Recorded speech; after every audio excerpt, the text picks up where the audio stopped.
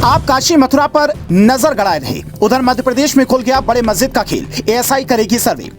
विष्णु शंकर जैन ने कोर्ट में दिए कौन से ऐसे सबूत जिसे देखते ही जज साहब ने भी माना सच खुलना है जरूरी।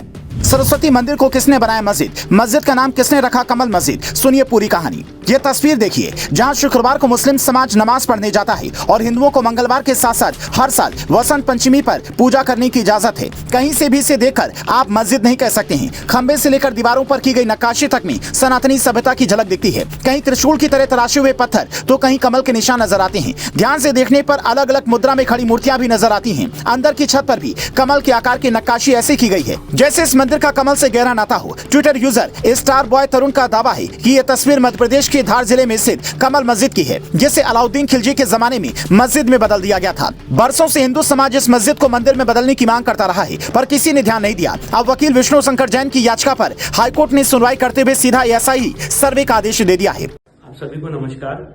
आज माननीय इंदौर हाईकोर्ट ने गौशाला धार से संबंधित मामले में मेरे प्रार्थना पत्र को स्वीकार कर लिया है और कोर्ट ने एएसआई सर्वे का आदेश दे दिया है। इस एएसआई सर्वे में ग्राउंड पेनिट्रेटिंग डेटा के माध्यम से सर्वे होगा, एक्सकेवेशन होगा और फोटोग्राफी वीडियोग्राफी होगी दोनों पक्षों की मौजूदगी में। और साथ ही साथ कोर्ट ने 5 मेंबर की टीम बनाई है और ये कहा है कि विद इन 6 वीक्स 6 हफ्ते के अंदर कोर्ट के सामने इस एक्सपर्ट कमेटी को अपनी रिपोर्ट सबमिट करनी है। और ये भोजशाला का धार्मिक स्वरूप तय करने के लिए एक बहुत बड़ा मील का पत्थर है। इसलिए मैं माननीय इंदौर हाईकोर्ट के इस ऑर्डर का वेलकम करता हूं और हमारे एक एक आर्गुमेंट को माननीय न्यायालय ने आज मान लिया।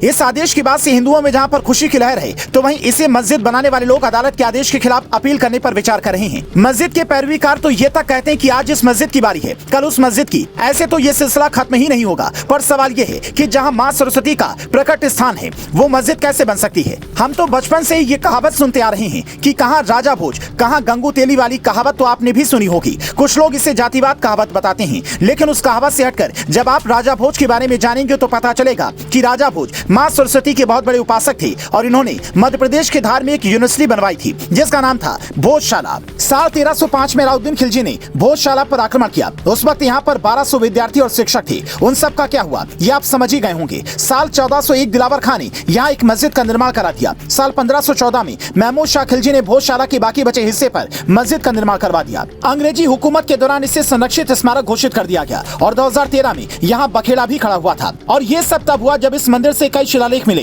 जो इसके मंदिर होने के प्रमाण देते हैं। बावजूद इसके हिंदू समाज को रोजाना पूजा की अनुमति नहीं है, लेकिन एएसआई सर्वे के आदेश के बाद सबके अंदर एक उम्मीद जगी है। आप अदालत के इस फैसले को कैसे देखते हैं?